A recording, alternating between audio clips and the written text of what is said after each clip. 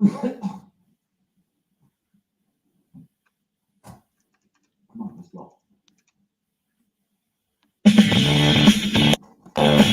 It's Matt Slick Live. Matt is and president of the Christian Apologetics Research Ministry, found online at CARM.org. When you have questions about Bible doctrines, turn to Matt Slick Live for answers. Taking your calls and responding to your questions at 877-207-2276. Here's Matt Slick. All right, welcome to the show, everyone. You're listening to Matt Slick Live. I'm your host, Matt Slick. Today is, May 10th, 2022. For the podcasters, if you want, you can give me a call. All you have to do is dial 877-207-2276, and we can talk. There's nobody waiting right now, so if you want to be the first one in, now's your time, now's your chance. All right, so I'm continuing to do some research through the New Apostolic Reformation. And for me, it's becoming quite interesting. And I'm going through a book, The Final Quest by Rick Joyner. And he's been around for, decades. And boy, I'll tell you, some of the stuff that these guys are teaching is incredible. And I was just sharing it with Charlie before the show, that Rick Joyner Final Quest book here, that this guy claimed to get visions from God in a trance-like state. And he actually talked to Paul the Apostle and Jesus. And then he's reciting in the book the things that he was told. And this is insanity. The casual means by which these things are conveyed, I just don't buy into it. He has made numerous prophecies in other books, and he gets revelations from God and talks about the religious spirit that's out there, which I can only assume means that it deals with people who don't agree with him in Christianity. And here's a quote. This is really interesting. He says, quote, as I continued walking away from the judgment seat, close quote, and he goes on, I'm like, what? So now he's at the judgment seat, he's having this vision. And the thing is, people say, well, it's an allegory. No, it's not. He actually wrote in this book that he says that he wanted to convey him as an accurate form, not by allegory like the Pilgrim's Progress. But this is what he actually said occurred. He's seen these visions. This is just one of the guys. And I'm trying to find documentation on some other things. He said, once I get it documented, then I'll be able to talk about that. And if it's true, it'll be rather profound. I'll just leave it at that for now. I'll tell you, man, so much heresy, so little time. And I could use your prayers. I want to say this. I was talking to Charlie before the show. I don't know, 12 or so years ago, I bought 3 cameras and did some video work. And CARM had its problems. We kind of stopped video work here for for a few years. We're really working on it now. Now Luke Wayne and I we just talked about it before the show too, the necessity of getting video going.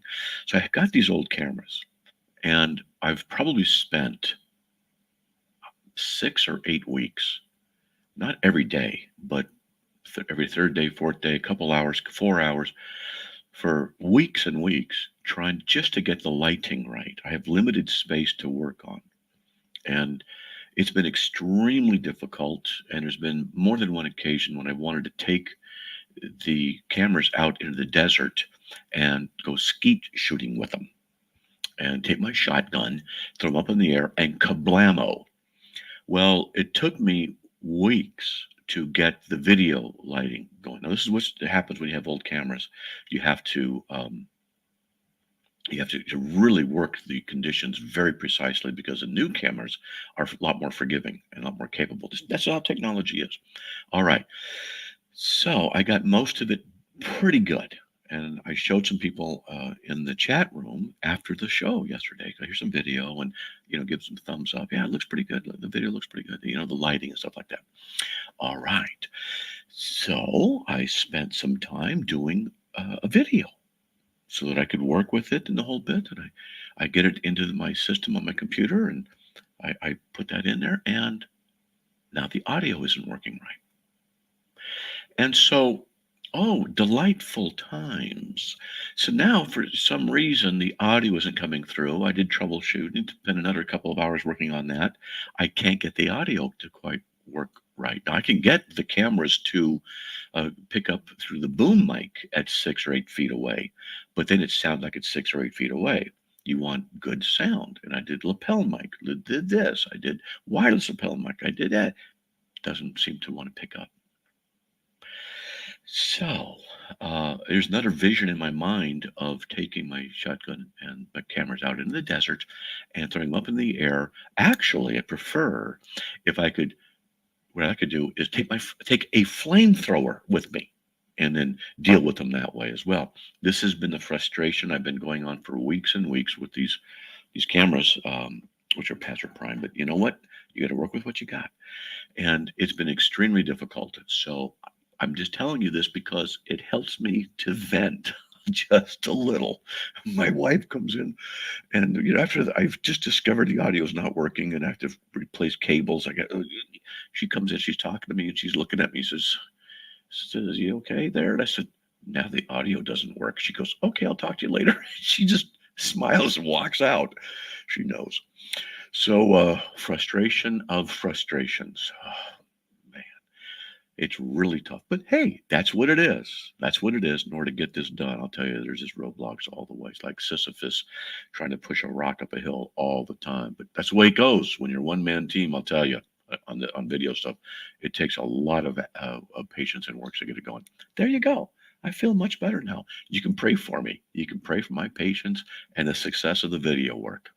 Whew, there, I feel so much better. Let's get to Teresa from Charlotte, North Carolina. Teresa, welcome. You're on the air.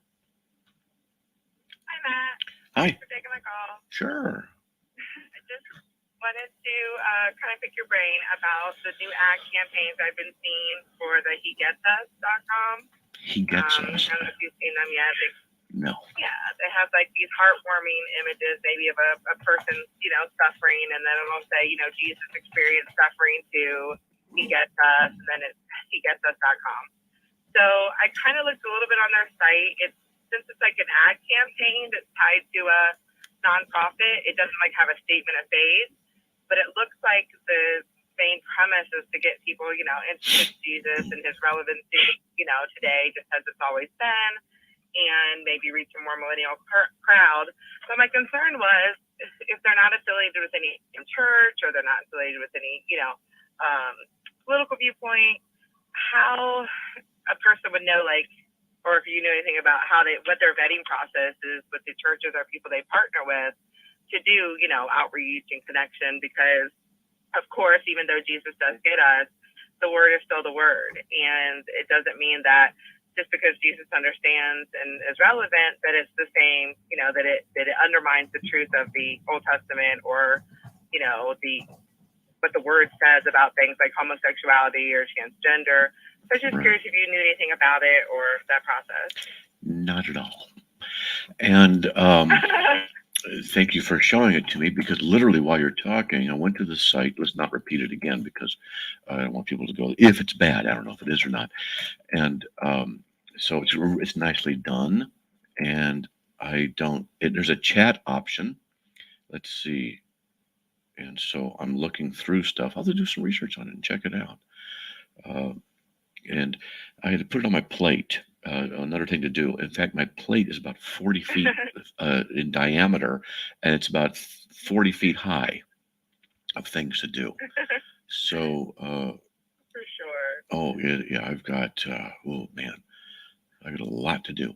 But I'm looking at it. Here we go. So I see the about now at the very bottom of the page, and check them out. So I started to chat with them. And that literally right now, literally on a radio show right now, and want to know about you. Okay.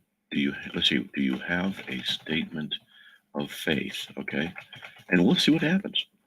So I'm actually doing that job. I'm going. We're not left wing or right wing. They say, I've got 2 tabs open. diverse group of people, 501c3. And okay. So, yeah, I don't see chat now, connect, text for prayer, read about Jesus. Now I gotta check them out. So I gotta check them out. Okay. Mm-hmm. Well, all right. Well, Wow. I'll peek on CARM, and when I see something, I'll check it out, because I think it's something that could be wonderful, or it could be something that's potentially very harmful on that viewpoint and people in need who are easily influenced. So. That's right. That's well, right. Thank you. That's right. So, he's typing back. Let's see what he types. Okay. Our mission is to create opportunities for people across the U.S. to take a fresh look at the real Jesus and consider his radical teachings and claims documented in the Bible. We want to be open and approachable to everyone so everyone feels comfortable asking questions, including the difficult ones. Oh, watch this. Okay. Does Jesus have two natures? A divine and, watch this. Let's see what it does. Divine and human right now. Okay. And what feel Jesus is a relevant historical figure who doesn't relate to them in the modern world. He has experienced every human frailty and vulnerability. He's for everyone. He has the answers to life's most pressing problems. He understands us. Okay. Yeah. So, that's what I'm going to do. I'll just keep working with it during the show. Do my research. So this is what I have to do. I have to multitask. And so often during the breaks, I'm working on articles and reading. I have Kindle on another screen. I'm reading through the books and doing stuff like that. And it's I'm working. So you are, and it's helpful, and it's what has us ask questions like this and not taking things on face value. So I'm sure it gets overwhelming. It's definitely a blessing, and we appreciate you. Well, thank you. And you know what? I'm just going to tell you.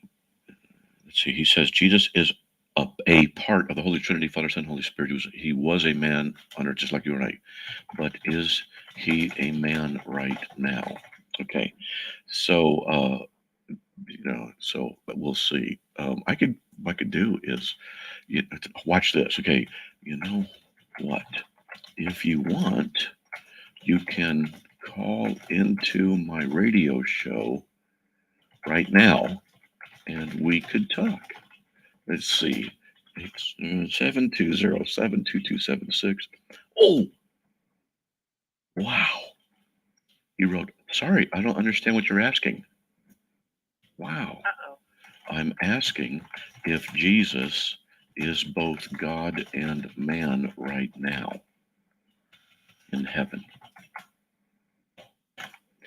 All right. So he's typing something out. Okay, then we can move on because this is live. And so no, thank you.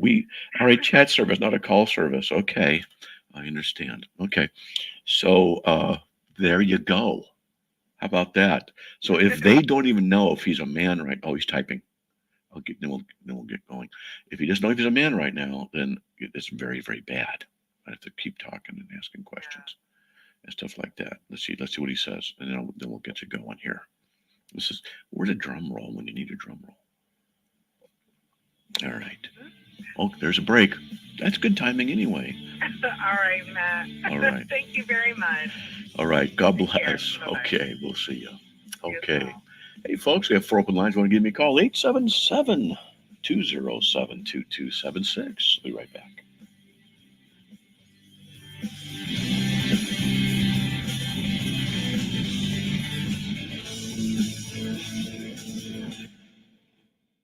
Prom night is not your wedding night. This is True Commentary with Stu Everson, host of TruthDogLive.com. The cameras are out. The tuxes and the nice, expensive dresses are on. The fancy cars, the event, the food, the gala, the after party. But here's a loving word to my younger friends and their parents. Prom night is not your wedding night. Your date is likely someone else's future bride or husband. Remember God's word to young men to treat younger women as sisters with all purity. 1 Timothy 5:2. Let your light shine on prom night and pray the same for your future spouse who's likely someone else's date tonight. And yes, have a good time. But remember, prom night's not your wedding night, so don't ruin someone else's wedding night by being so short-sighted and not Christ-centered. Honor him, and he will honor your marriage. Join Stu every Saturday afternoon at 4 for TruthTalkLive.com, right here on the Truth Network. Prom night is not your wedding night. This is True Commentary with Stu Everson, host of TruthTalkLive.com.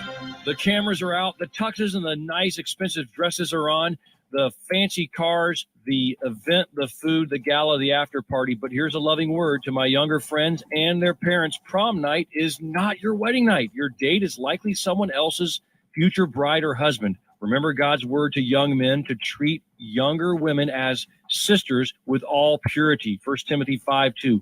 Let your light shine on prom night and pray the same for your future spouse who's likely someone else's date tonight. And yes, have a good time. But remember, prom night's not your wedding night, so don't ruin someone else's wedding night by being so short-sighted and not Christ-centered.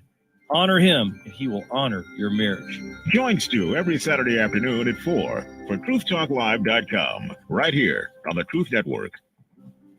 I found hope in the midst of an overwhelming situation.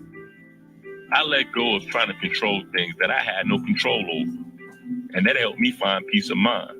Alcoholism is a disease that can affect any family. Everyone suffers, but there is help and hope at Al-Anon Family Groups. I was constantly stressed and worried. Now I approach each day with joy and gratitude. In Al-Anon, families and friends of alcoholics find new ways to heal from the effects of a loved one's drinking. Al-Anon gave me my life back. I'm a better father and husband. Are you in an overwhelming situation because of someone else's drinking? Al-Anon and Allocaine can help. Local and virtual meetings are available. Maybe one could work for you. For information, call 1-866-200-0033 or visit alanon.org. It's Matt Slick Live, taking your calls at 877-207-2276. Here's Matt Slick. All right, welcome back to the show, everyone. And if you want to give me a call, 4 open lines, 877-207-2276. And, okay, so the guys, okay, I'll contact them. So I was just texting during the break with the guy and with whoever it is. Oh, his name's Landon. About that one website, and so I'm going to have to email him to see, and ask him questions, see if we can talk. All right, 4 open lines, like I said, 877-207-2276. Let's get to Courtney from Ohio. Hey, Courtney, welcome. You're on the air. Hey, Matt. Before I get to my main question, I asked your producer, I called a couple weeks ago and you told me to send an email, which I did. So I just wanted to check and see if you got it or not. I didn't get any response or anything from you guys, so just wanted to make sure you got it. Okay, now I've got to come up with something that sounds intelligent, like I'm competent, and I remember everything. And I'm straining how to do that because I don't remember. No, that's the truth. What was this about? Maybe you gather I'm a little bit swamped. So, okay. Well, I want to not use the words that I used before because you brought up that there were kids watching, and I didn't want to actually use that word. At the time, it was a guy who gave a bad interpretation to a woman about a dream that he had. Oh, yeah. Oh, I remember that. Oh, yeah. I talked to people about that. Oh, yeah. Did you? Oh, I did, yeah. My spiritual Tourette's was coming. I'm like, take that guy and bring me. Well, I told you if you got mad, I knew that was really bad if you got mad. Yes, I did. And you sent it to info@carm.org? Yes. Okay. And not sure. And what day? Because I'm looking at it right now. See, we have, we're down to 189 in that account. That's good. Okay, so that's really good. Okay. Yeah, I just know, I want to hear, because you said you're going to actually call the guy yourself or contact him whatever way, and I really want to hear how it goes. All right. So if I tell you what, because I'm looking through all of Uh-huh. them. I don't know where it is because it's different people who get into the account. If you could send it to me, if you can, like even right now, and I will watch the screen, and then I'll move it to a place where I can, then take a look at it and do that after I get my video stuff, Okay. and while I get my video stuff, and while I'm researching online with this guy, and while I'm, taking care of my wife and fighting off bears and alligators that are, invading. So just A little bit of multitasking. little bit. That's right. Okay. So, So I okay. figured since I would have you on the phone, I would go ahead and just ask you something else. 'Cause I Sure. already have about 20 questions that I could ask you anyway. Okay. The one girl brought up something I heard just a little bit before about something about transgender, and I just Mhm. wanted your opinion. We homeschool my daughter, so that's Mhm. we don't have to deal with a lot of that schooling kind of things. But we do have her in softball, and we have her in band, and there's it's been a couple times in both of those where we have some kids now that are there was one little girl where her she had two moms. Now we have a dance where there's a girl who's like kind of looks transgender. She's wearing some really crazy T-shirts. And my question to you was, do you think it's a good idea to bring it up to your child that something's amiss with that little girl, or if she's not brought it up, and I don't know if she's even noticed, do you think it's better not to say anything at all? I would, we need more information. For one thing, how old is she? How old is she? 8. Oh, okay. Yeah, I think that's a little bit. Girl's 8, and Yeah. Yeah, I think it's a little bit young, unless you're going to first and second grade, and then you want them brainwashed by the leftist intelligentsia who are just out to destroy. That's my point. When they would do that and force it on I people. there's something off with the little girl, so I'm like, do I even bring it up to my daughter? I wouldn't. Something's a little wrong there, or just okay. I wouldn't bring it up. I mean, if she starts asking questions or starts, maybe you're starting to clue in that she's becoming aware, then, it might be time to talk about it.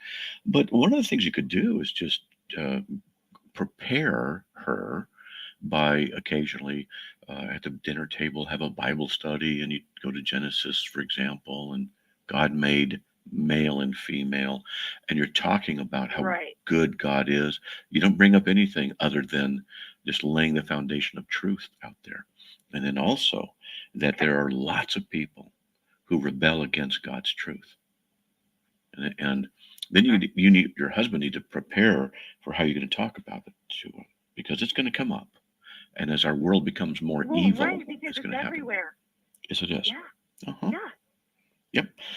In fact, we don't have her in school, but it's other places. Like we had the moms at her softball, like they're like being very, very affectionate during the baseball or a softball game, and I was like, please not do that. I mean, like even moms and dads aren't doing that at the softball game. You just sit at the game and watch the game.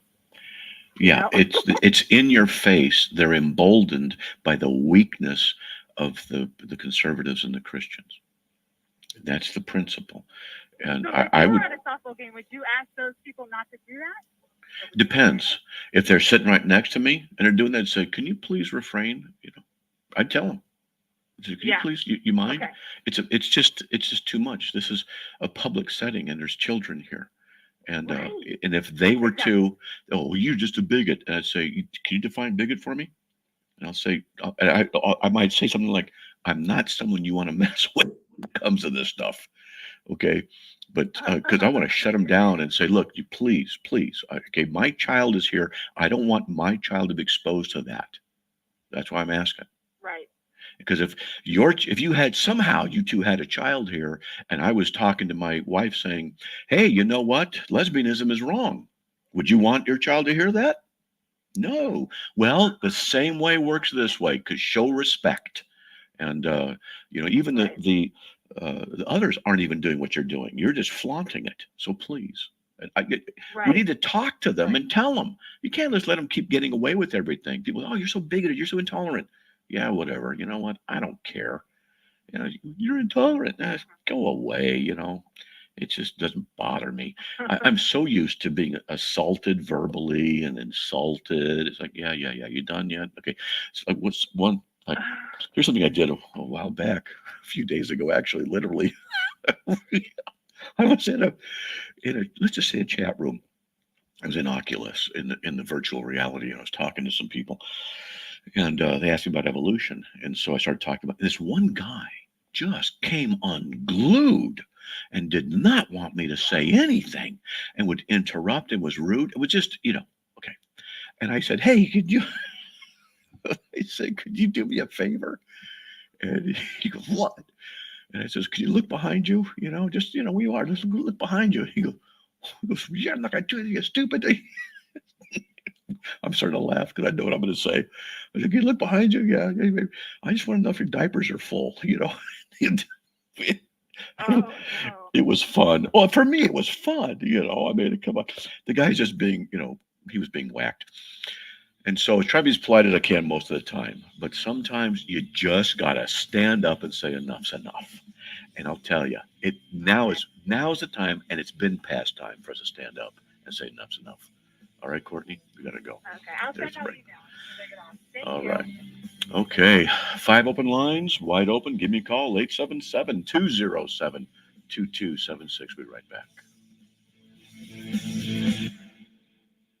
We live in an on-demand world. Time, weather, meals, and content. That's why the Truth Network has the Truth Podcast Network. Some of your favorite Truth Network programs, plus some that are podcast only. Rich content that is rich in the Word. Man Talk with Roy Jones Jr. and Will Hardy. They are different in so many ways, but what binds these two men is their strong walks with Christ. Roy and Will use the Word of God as their spiritual GPS. Man Talk podcast at truthnetwork.com. United States Deputy Sheriff's Association is a national nonprofit and America's largest non-governmental provider of services to law enforcement. USDSA assists city, county, state, and federal law enforcement agencies through our many varied programs, including free safety equipment donations, free officer survival training, cash donations, and condolence letters to the family of law enforcement officers who perish in the line of duty.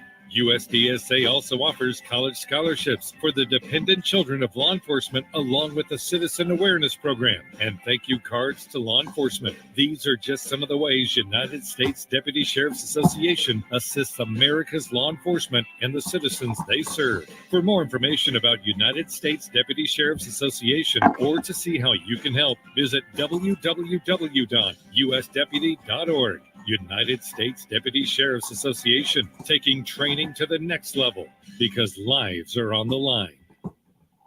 Over the years, you've brought them into your home. You were prescribed opioids after the C-section, when Dad injured his back, when your basketball star tore his ACL. Opioids helped with the pain, and you held on to them just in case. But did you know holding on to unused opioids puts your family at risk? Opioids are powerful pain-reducing prescription medicines, but most people who are prescribed opioids don't finish their prescriptions. So millions of unused opioids are sitting in homes across the country. And tragically, more than 100 Americans die every day from overdoses involving opioids. What can you do to protect your family? Remove the risk of unused opioids from your home. Pills, patches, or syrups in drawers, purses, and cabinets, anywhere they might be hiding. To find out how to dispose of them properly, visit www.fda.gov/drug disposal. Unused prescription opioid pain medicines can spell trouble. They can spell risk if taken by someone they weren't prescribed for, harm if accidentally taken by a child or pet, or overdose if they're not used as directed. Safely dispose of opioids before they can hurt your family. Find a drug take-back option such as medicine drop boxes. You may find these in your community at local pharmacies or police stations. Visit www.fda. It's Matt Slick Live, taking your calls at 877-207-2276. Here's Matt Slick. All right, welcome back to the show, everybody. Okay, so I'm laughing because during the break, people are saying, you got to hang that picture up because I have a video camera, and we simulcast this on YouTube and Facebook and on Twitter. And so there's a picture that's been on the ground on purpose for months and months, and they're starting to whine, you got to hang the picture up. So I hung it up, and now people are saying, finally, no, didn't even need a level. So I'm thinking, put one day on the ground, one day off the ground. See how many people who are OCD just have conniption fits. So we're having fun. Okay, hey, if you want to give me a call, 3 open lines, 877-207-2276. Let's get to Brian from North Carolina. Brian, welcome. You're on the air. Hey, Matt. Hey. What's going on? I don't know, nothing. Just doing radio. What do you got, big guy? Well, I have a question for you, and I may be mistaken about this, but I was listening to some program you were on. I believe you hold the view that Jesus Christ has 2 wills, but I've always been under the impression that monothelitism was like is that the heterodox view, or, yes. Or what's your view on that? Monothelitism is heresy because it deals with Eutychianism and or monophysitism. Now, so dithelitism, let me explain for the people who are like, what the heck is he saying? So, from the Greek theleo, to will, to have a will, a desire, a want, to will. Okay. So, theology is very logical. And what we understand is that the Trinity is 3 distinct simultaneous persons. The Word is who became flesh and dwelt among us. And so Jesus, by logical necessity, has 2 natures. It's called the hypostatic union. Colossians 2:9, 1 Timothy 2:5, Philippians 2:5-8, and I can give you other verses. Okay, with me? I'm hearing noises in the background, buddy. With you. Okay, got noises back there? That's just the wind. Okay.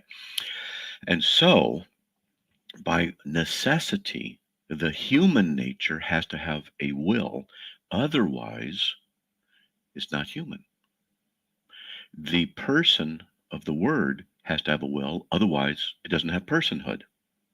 These 2 become one in the person of Christ. Now, what that means is, in the hypostatic union, is one person, now this is significant, one person with 2 natures.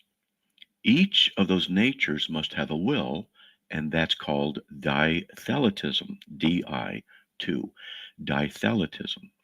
All right? That's the orthodox position. Now, how are those 2 wills manifested? They're manifested as one person with one will. And this is a paradox. It's a mystery. How is it possible that Jesus who says, I am thirsty, I'll be with you always? The I is singularity, but yet necessarily in the person are 2 distinct natures, which requires a will for each.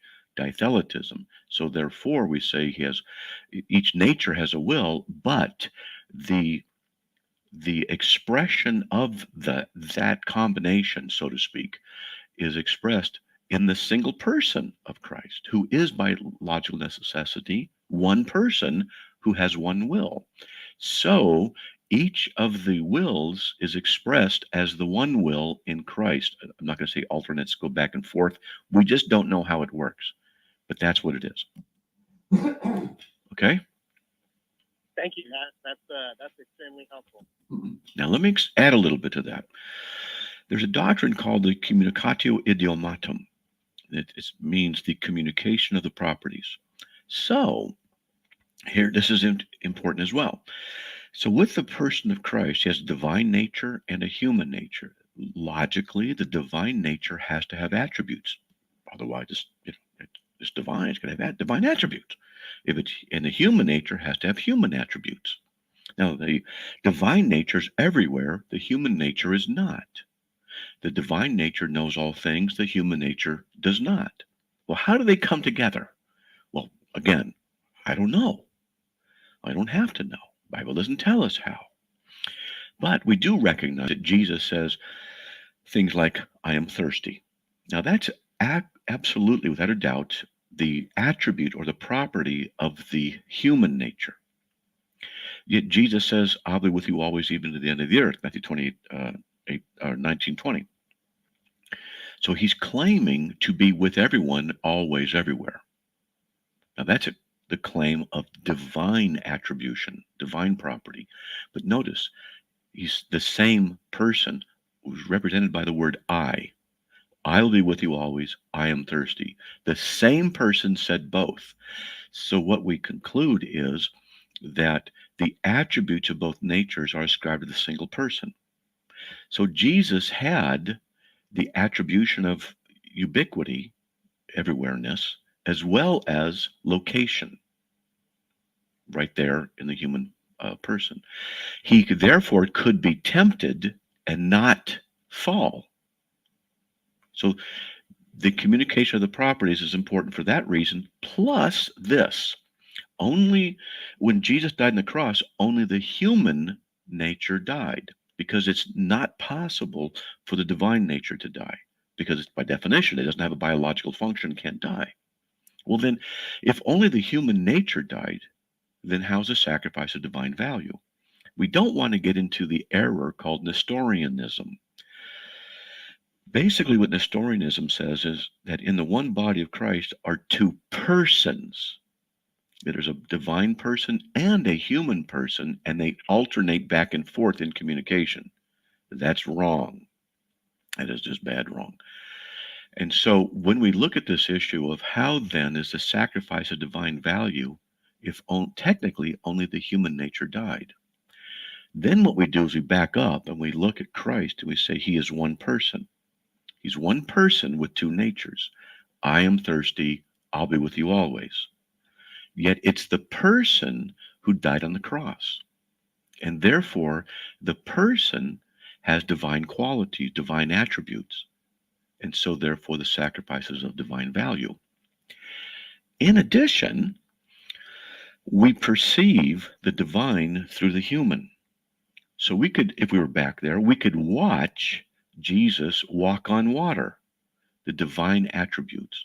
We could watch Jesus raise someone from the dead, theoretically, watching that. But what we would be doing is observing the divine through the expression of the human. So what we say is that the divine attributes are expressed through the human particulars or through the human nature, where Jesus walked on water as a man. But that's the human nature and the divine nature working, so to speak, together in the single person of Christ. Likewise, the single person of Christ went to the cross and died.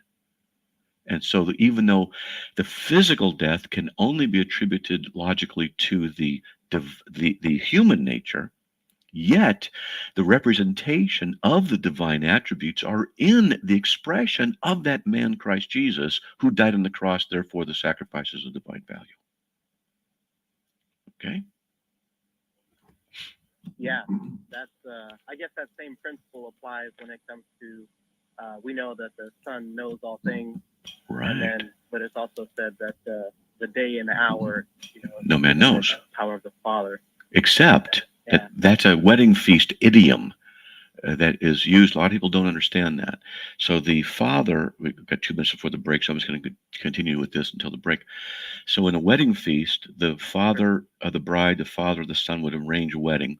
And then the feast had to be it was like a year-long engagement, and the relatives had to prepare themselves to be able to travel 10, 20, 30, 40, 50 miles inside of Israel to go to the wedding. They had to know what day that was. So during that time, the groom was obligated, according to the custom, to build a room addition onto the home that he was going to go get the bride and come back to. So he used to build a room, build a mansion, as Jesus says, I go to prepare a place for you, and I'll come back for you. And so the friends of the bridegroom would say, hey, when are you going to go get her? And he'd say, no man knows the day nor the hour but the Father alone. It was an idiomatic expression showing the respect given to the Father as the head of the house, that he would then say, now.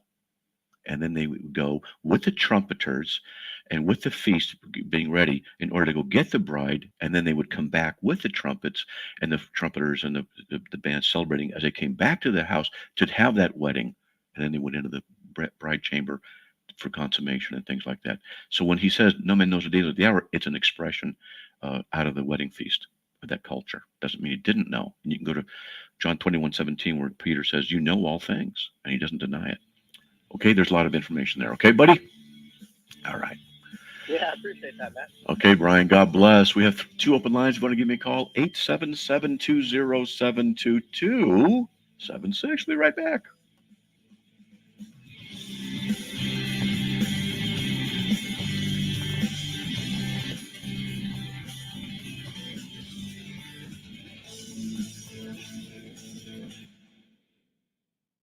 Considering an online pharmacy? Explore BeSafeRx to find useful information and resources to help you purchase medicines safely online. A safe online pharmacy requires a doctor's prescription, has an address in the United States, has a licensed pharmacist, and is licensed by a state pharmacy board. It's best to stay away from online pharmacies that don't meet these criteria. Discover more helpful tips and resources at BeSafeRx. Go to fda.gov/BeSafeRx. Over the years, you've brought them into your home. You were prescribed opioids after the C-section and after Dad's back injury. They helped when you were in pain, and you held on to them just in case. But did you know holding on to unused opioids puts your family at risk? Trouble with opioids can start at home with unused medicines, such as pills, patches, and syrups. You can remove the risk and protect your family. Find out how at www.fda.gov/drug disposal. All right, crew, let's get her dug. Honey, you want to give me a hand? I'm planting that tree, remember? No matter how large or small your digging project may be, no matter how urban or rural, you must always call 811 before any digging project. 811 is our national one-call number, alerting your local utility companies to come out and mark any lines they have near your dig site. You must call 811 at least 2 to 3 business days before any digging project, so you can avoid hitting our essential buried utilities. This includes natural gas and petroleum pipelines, electric, communication cables, and water and sewer lines. So before you do this or this, make sure you do this. For digging projects big or small, make the call to 811. Brought to you by Common Ground Alliance. As the world faces the challenges of the ongoing COVID-19 pandemic, Lions recognize that kindness matters now more than ever. And Lions and Leos are finding ways to continue to serve our communities, including ordering food delivery for healthcare workers, holding story time for children online, and providing surgical masks to medical professionals and first responders. Empowering us to do more, Lions Clubs International Foundation has provided nearly $2.5 million in grant funding for COVID-19 relief. And that support continues to grow. For more than 100 years, in times of need, Lions always find a way to help those around them. And after we emerge from this, we will be stronger than ever. Visit lionsclubs.org to learn more. It's Matt Slick Live, taking your calls at 877-207-2276. Here's Matt Slick. Welcome back to the show. Let's get to Jose from Texas. Welcome. You're on the air. Hi, Matt, can you hear me? Yes, I can. I can hear you. Oh. By the way, I like the last call. I enjoyed it. So I have a question. I was watching your video. I called you last week regarding the Trinity, and I watched your video that was on your calendar. And one of your on your conversations, you mentioned that William Branham, he's a heretic. Yeah, it's a false teacher. He's a false teacher. Okay. So this brings to my other question. This brings me to another question. There's a lot of signs and wonders that he did, that he did in the name of Jesus, of course.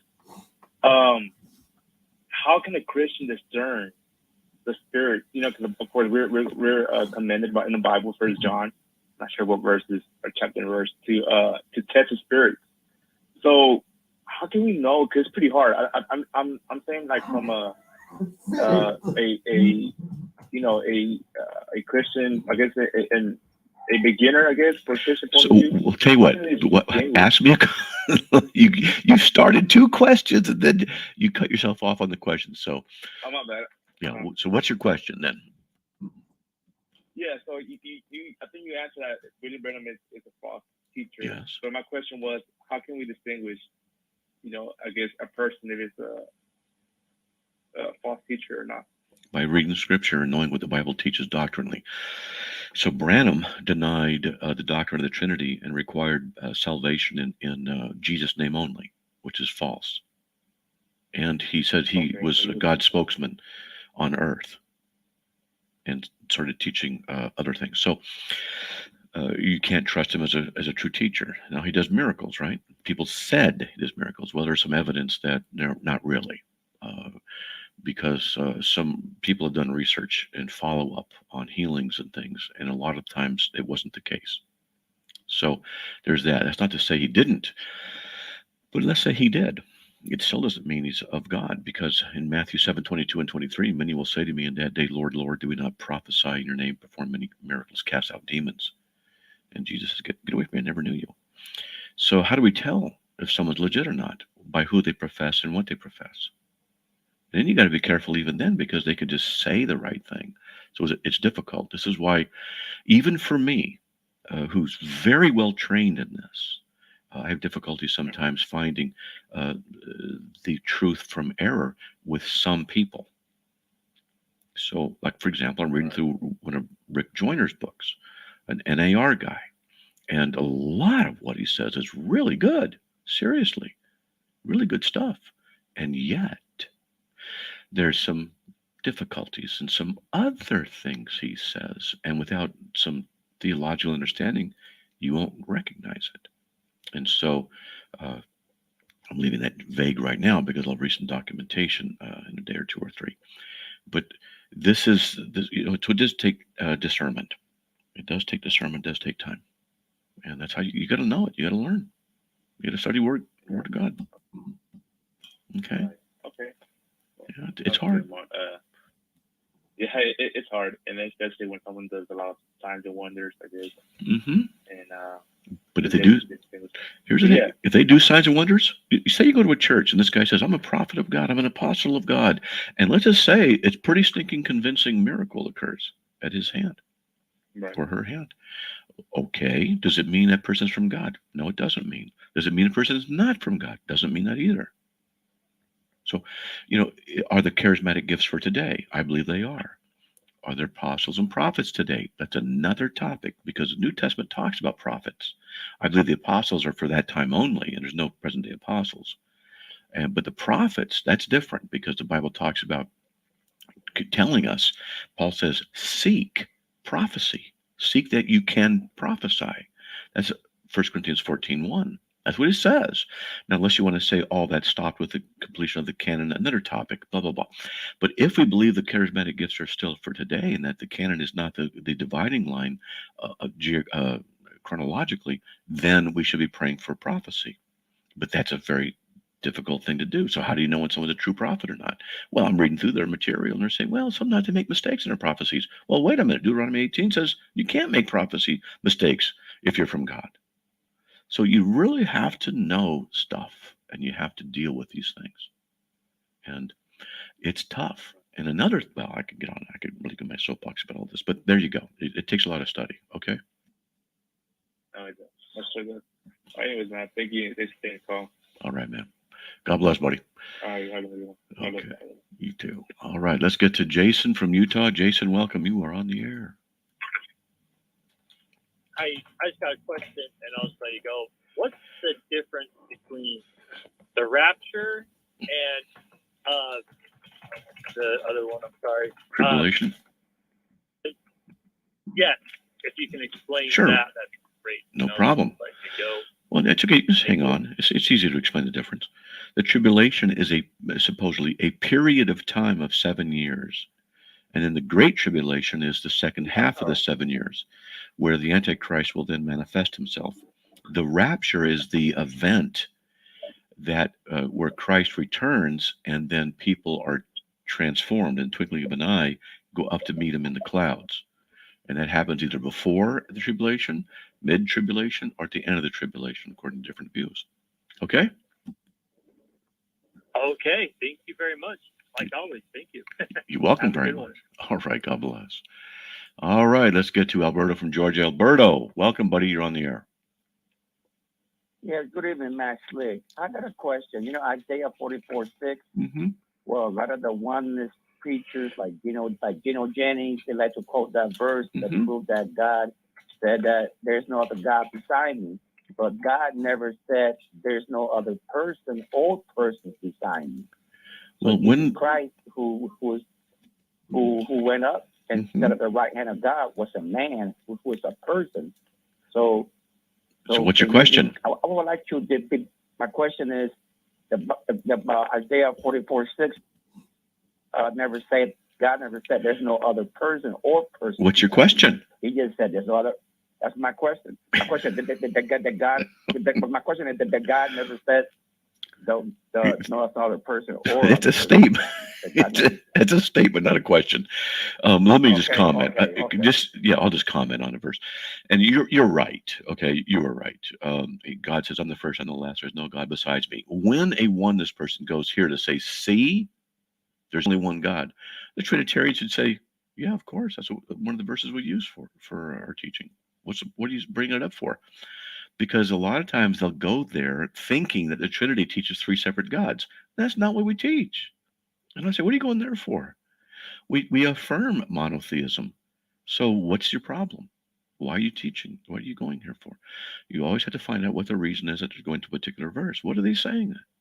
And yeah, God is there's only one God, and God is a Trinity. There's only one being who is the Trinity. That's right. We can agree with them. And they'll go, no, he's not a Trinity. Well, that verse doesn't talk about Trinity or not Trinity. It just talks about God.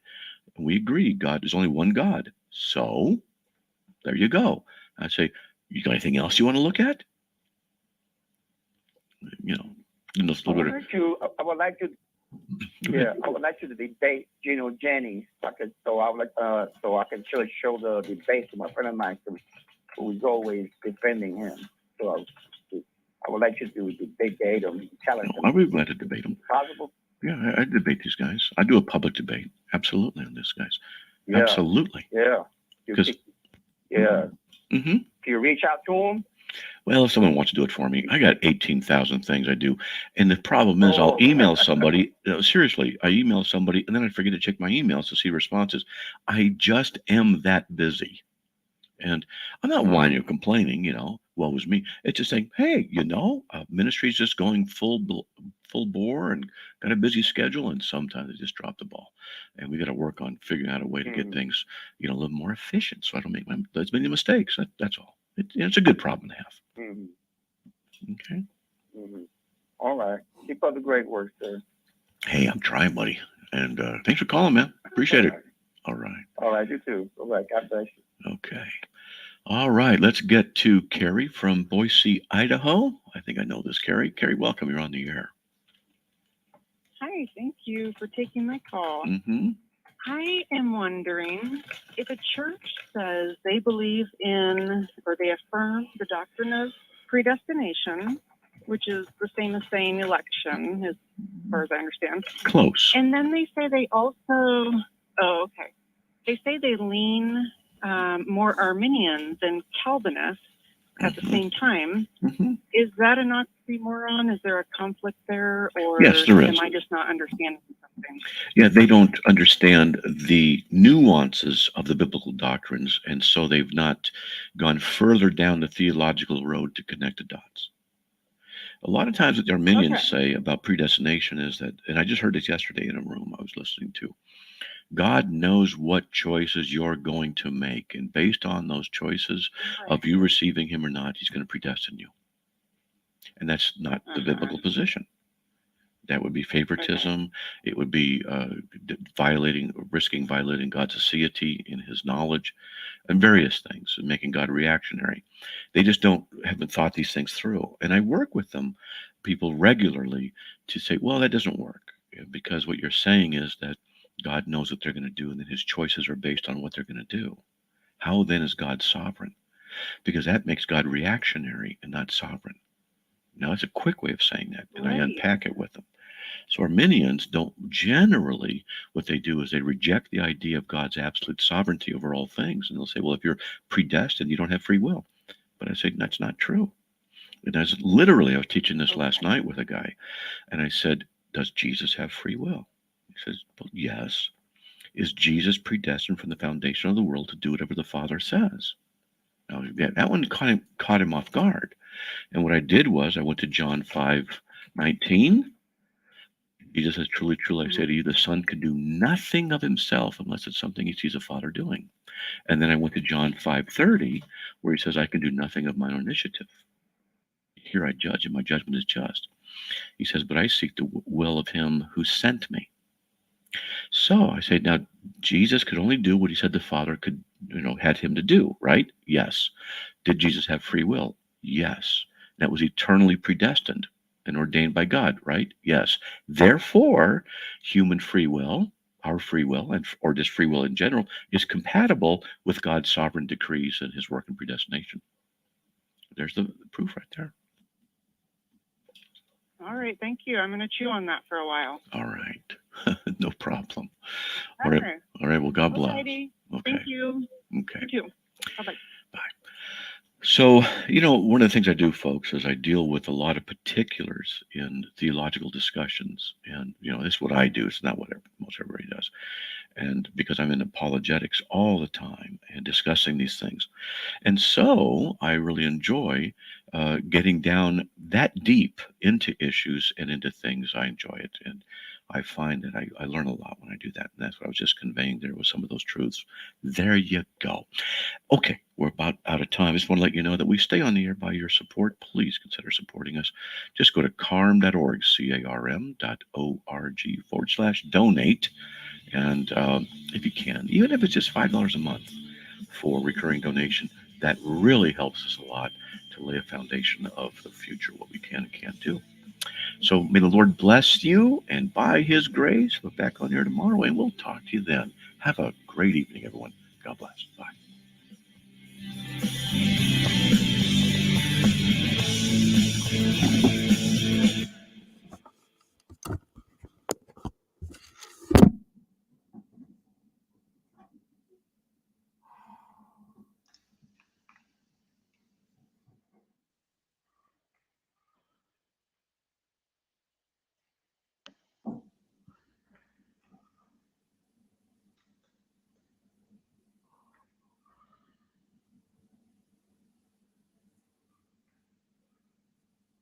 All right, everybody. There we go. That was I looked at the clock, and it was like a quarter after. Look at the clock again. It's like a quarter till. Like, wow, it goes quickly. Yep. It made your brain hurt, Noel? Good. Okay. When I teach my stuff here and other places, I often have to go through things repeatedly. That's because there's new concepts. And sometimes because people from another country who aren't really with it very much have to hear it over and over again. Oh, hey, Mark. Yeah, I don't think he got it. Can you hear me? I hear you. I was just taking a shot at you, buddy. Yeah, no worries. I'm just checking if you can hear me, because I know the other day you couldn't hear me because it was on my laptop. But yeah, I can hear you. Loud and clear. Nice one. Trump was asked if he had ever asked God for forgiveness, and he said no. This is when he's running in 2016. Ooh, that's not good. You're just slow to process. Well, a lot of people are slow to process because when there's new information, they have to. What does that mean? And it takes a while. That's okay. No big deal. So, Mark, how you doing, buddy? Not too bad. Not too bad. I just want to ask you something, and even the question applies to Charlie as well. I'd like to hear his thoughts on it as well. In the church, Charlie looks cool like that with that dark hat, dark shirts, and white beard over. That looks cool. Sorry, go ahead. I'm just going to say briefly, I like the idea that Charlie has a collection of different hats he wears as well, and glasses, sunglasses as well as spectacle glasses. Anyway, and take as a compliment, by the way, Charlie. No, I accept that. The dark glasses are magnifiers that I regularly get treatments to my eyes that I try to be kind to them as much as I can. So the glare from the screen and my need for magnification, I got a pair that does both. Yeah. I just wanted to say, you know, sometimes at my church, you know, maybe I shouldn't assume this because obviously we're all sinners and we're not perfect, but sometimes I feel like I get frowned upon by some of my congregation at church, or they don't like me, or I feel like uncomfortable when I'm just being nice to them and being respectful towards them, but I feel like I don't get respect in return, and it kind of hurts. You got to watch body language. You got to watch body language. Let me tell you, that's very, very important. When that kind of thing happens, that's a signal to you that you need to know if you are standing 6 inches too close, or if you're saying things that are off topic, or if they're busy, or all kinds of variables. Watch body language. I know. Okay, trust me on this. You have to read them. Okay, you got to read them. All right. I'm not good with body language. What? I'm not good with body language. So you learn it. Yeah. That's all. They say, Yeah. I'm not good at it. So learn it. Yeah, I'm just saying. I feel like an outcast, as you know. I mean, I feel hurt. I'm just saying, I feel hurt by it, and there's been times where I felt like getting angry and angry about it, which I wouldn't do because I know it wouldn't help the situation and it wouldn't resolve anything by getting angry. So I don't. So I avoid doing that. But I just want people to just be nice to me, just like I respect them. But obviously, I mean, what's the best way to deal with it? Learn body language. I don't learn how to adapt. Knowing you over the internet only, not personally, but knowing what I know of you, I'd say it's their problem, not yours. But you have to be affected by their problem. I relate a lot to this, okay? A lot. And you're always reassessing and second guessing yourself, being able to understand, did I do this right in a situation? Why that person react that way? Why are they doing this? It's problematic. I get it. Study body language. Yeah. I'm telling you. And if you say, I don't want to, then you're gonna then that there you go. All right, you're stuck. Study body language because that's what you need to do. And also maybe taking a more open-minded, what do you call it now? That word, holistic approach, I suppose. Thinking of other possibilities why they're behaving the way they're behaving towards me. There's probably a rational reason behind it, and you know, to maybe not be too judgmental over that. And right, there's all kinds of situations, all kinds of variables, all kinds of reasons. I'd like to adopt Matt's attitude. He does that because he's just normally a good guy. I would say, hey, if there's something about me you don't like, work harder to get to know me. And if you still don't like me, that's okay. I don't care. But I have a hard time making an effort to show someone that I can make them comfortable if they're in the same atmosphere with me. That's too much work for me. You know, I'm very straightforward and transparent, which is offensive to some people. We're all different. Matt's got the best attitude. If you think that that's going on, then make an effort to discern what it might be, and treat and and adjust yourself accordingly. Reassess the data, But me, hey, if you're not transparent like me, then shame on you. Yeah. I suppose but his attitude has a psychological effect on people too. And it's a good effect in that they realize they don't have to please, that he's not going to be affected by that. And there's a psychological effect in people that goes, okay, let's go check out who this guy is because he's not dependent upon me for anything. I'm not saying it what I want, but it's a complicated dynamic. All right, a complicated dynamic. And so for you, I've talked to you, I know you well enough to say, study body language. You need to look how quickly, study things like this. Are they blinking their eyes quickly or slowly? Are they shifting their weight from one hip to another hip? Are they looking past you, frequently around, and not paying attention? One thing you got to do is ask yourself, am I speaking in harmony with what the conversation is without putting too much on them. You got to ask these kind of questions, because that's one of the things I had to deal with a great deal when I was younger. I didn't know how to continue conversations normally because I had Asperger's and I couldn't Yeah. see.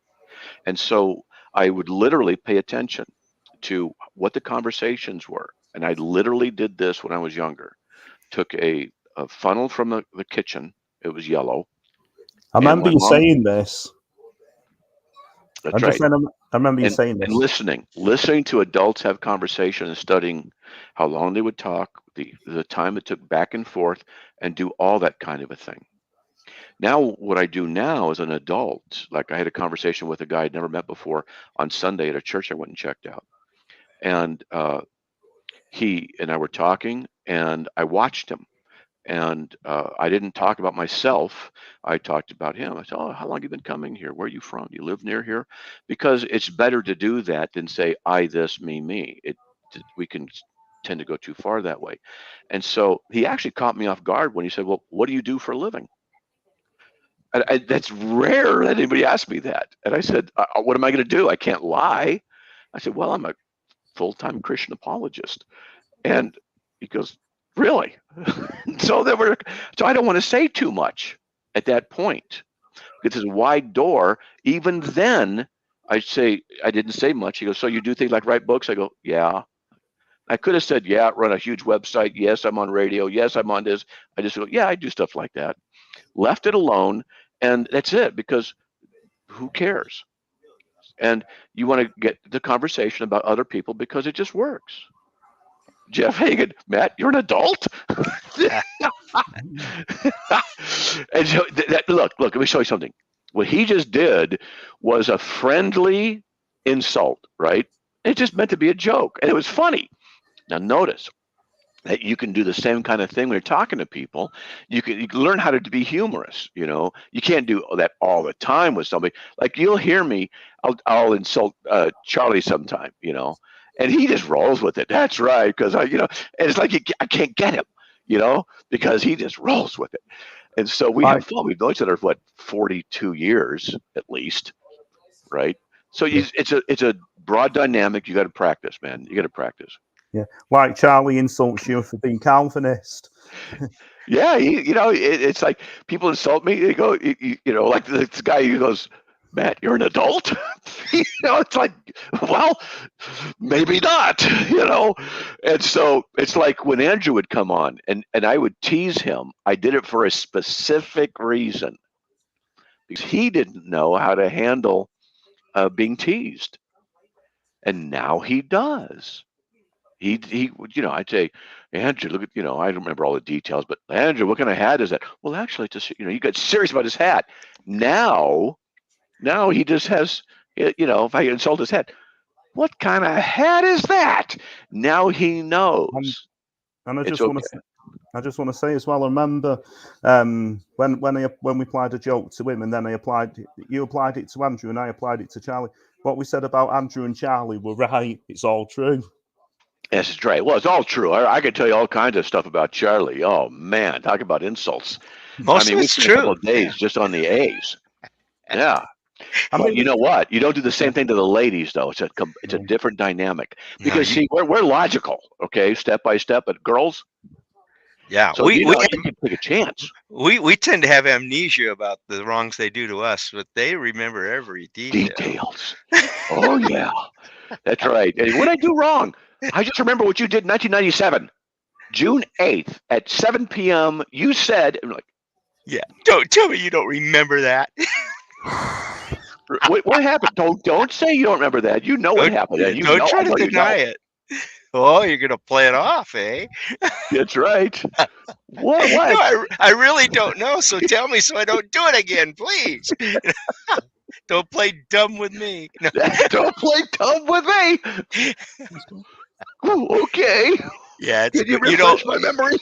every other year or probably every 2 years when I was in law enforcement, we'd have a training class on deception, and we'd have guys from the CIA and the FBI that would be professional interrogators, and they'd show micro muscle movements in the face and stuff that would show deception. And there's some larger movements that just are dead giveaways.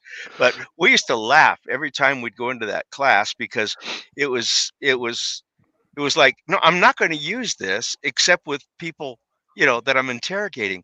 Please don't let me use this with people I know because I'm not going to believe them because I've seen those things. And when you get sensitive to it, it's like, okay, I'm going to disregard that training when I'm talking to people. If they treat me nice, okay. Okay. Yeah, that's all I worry right. about. What they do behind my back is on them, and I don't care. Charlie, Yeah. I was just wondering, how long were you in the police for? My last assignment was 23 years. Before that, I was sheriff's deputy in another jurisdiction, another state altogether on the East Coast. And I wound up my career on the West Coast. What's the difference between police and sheriff department? What job roles do they do? What's the difference in crime? They mostly do the same. If a local village or small city doesn't have enough money to pay for their own police force, they will allocate money to hire, as it were, the sheriffs to cover their local enforcement needs. But it's a blend of cooperation between agencies. That the sheriff will cover the cities and the county that the cities are in, whereas the local municipalities, the cities, are an agency unto their own. Yeah. I mean, coming back, can I just say, coming back to when you talked about Asperger's, I've noticed a few things, and what I've learned is, even myself, even though I've got autism, but I'm not Asperger's, that they do tend to have social cue issues, like they struggle with being social, some of them, which is a common thing, and also they struggle to understand. And sarcasm as well. Even I had trouble understanding jokes, but I've got better with it over time. Like Andrew has got better to understand it over time as well, because you helped him out there. Yep. Yeah, when you studied the spectrum, okay, the autism spectrum, you're going to identify with a lot of the traits you find and discover when you study it. It's just that a certain combination of them, if they gang up on you and hinder you in some social way or in some learning way, whoops. Then if it interferes with your life, then you've got something that needs to be addressed. But you're going to find a lot of traits that you have in common with all parts of the spectrum, and just not necessarily a big chunk. So it's an interesting study. It really is, because certain things Matt has identified for me that I realize, oh, okay, that's where I am in the spectrum too, with that particular slice of the pie. Yeah. Yeah. Everybody has issues too. And I just know this, that if you focus on them, you will progress. You will get better. You just work them. That's all. That's what happens. Yeah, I used to think that I, could make a mistake, and then I realized I was wrong. That's pomposity on display. There you go.